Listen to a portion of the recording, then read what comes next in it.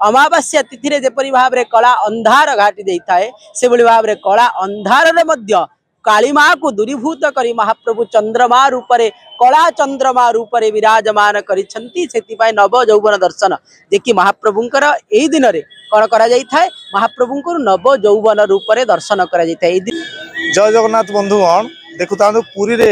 लागी रही जोरदार गहली भक्त मान मन में आनंद उत्साह उद्दीपना बढ़ी जाइए आउ मात्र किछि दिन पर महाप्रभु जगन्नाथ बलभद्र सुभद्रा समस्ते आसवे रथारूढ़ हे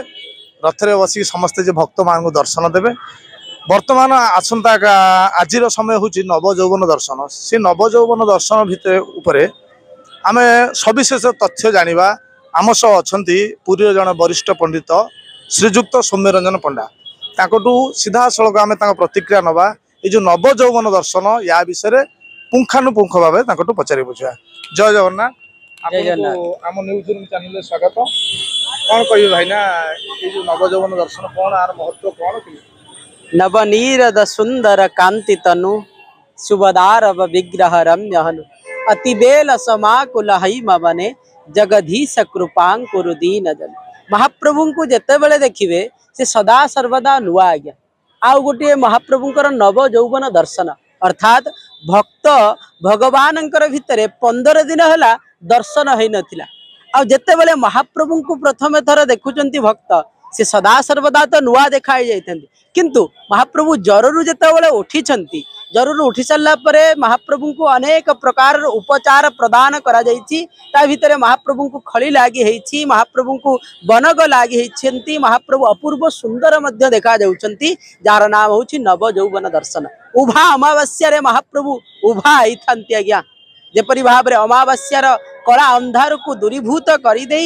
चंद्रमा टिके टिके आगमन करिथांती से भली भाव में महाप्रभु मध्य प्रतिपदा द्वितीय तिथि रे महाप्रभु आगमन करिवे किंतु अमावास्या तिथि रे जेपरी भाव में कला अंधार घाटी देता है से भली भाव में कला अंधार रे मध्य कालीमा को दूरीभूत करी महाप्रभु चंद्रमा रूपरे कला चंद्रमा रूपरे विराजमान करिछंती सेतिपाई नव यौवन दर्शन देखि महाप्रभुंकर एई दिन रे कौन करा जाई थाए महाप्रभुंकर नव यौवन रूपरे दर्शन करा जाई थाए। एई दिनर नीतिकांति पटिदियंकर समस्त नीतिकांति सरी सारला परे मंगल आरती सरी सारला परे कोठसुआसिया द्वारा संपूर्ण भाव रे से जो अणसर पिंड संपूर्ण भाव में कढ़ा जाता है अणासर कढ़ा सरला अणसर जो ताटी कढ़ा सरला महाप्रभुंकर स्वतंत्र भाव में दर्शन होता है जार ना हूँ नव यौवन दर्शन। ये नव यौवन दर्शन ठारू महाप्रभु दर्शन देती जे कि महाप्रभु को केवल दर्शन करते हाथी वेश अर्थात महाप्रभुंकर से केवल जे कि स्नान मंडप भक्त मान दर्शन पाई न था जेहेतु 15 दिन अवधान पर महाप्रभु को दर्शन करते ये नुआ रूप में महाप्रभु को दर्शन देता प्राप्ति होता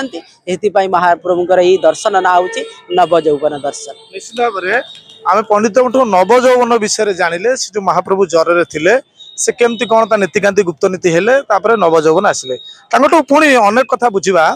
जो नव यौवन दर्शन मोर महात्म्य कौन से दिन महाप्रभु को देखिले कौन होता है आमको कौन लाभ मिलता है कि शांति मिलता है से विषय पचार देखु सदा सर्वदा महाप्रभु को देखा तब कथामृतम तांकर कथा जिपरि भाव में अमृत तांको दर्शन करने द्वारा कौन होता है ना साजुज्य मुक्ति लाभ होता है। यही दिन में कहीं महाप्रभु रत्न सिंहासन उपरे बसी न था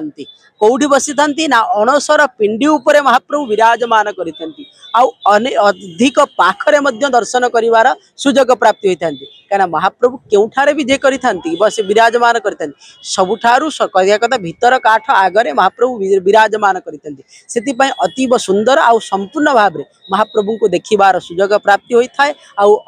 बहुत पाखरे दर्शन करिबार सुजोग प्राप्ति होता है से ये दर्शन को जो माने प्राप्ति होता से कहुए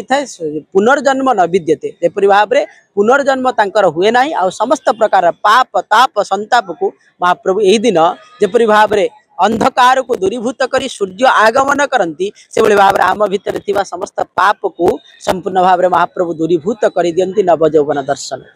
निश्चित भाव में आम देखुले पंडित आमको बहुत सुंदर भाव में ये जो नव यौवन दर्शन विषय आमको पुंखानुपुंख भाव में समस्त प्रकार जिनिस बतैले एथुर आपण देखिपे कि भाव भक्तर भावावेग समस्त अपेक्षा करी महाप्रभु एते दिन है शोचती ज्वर पीड़ित होती से नव यौवन दर्शन को समस्त अपेक्षा रहा पुरी सत्यजित मिश्र न्यूज रूम।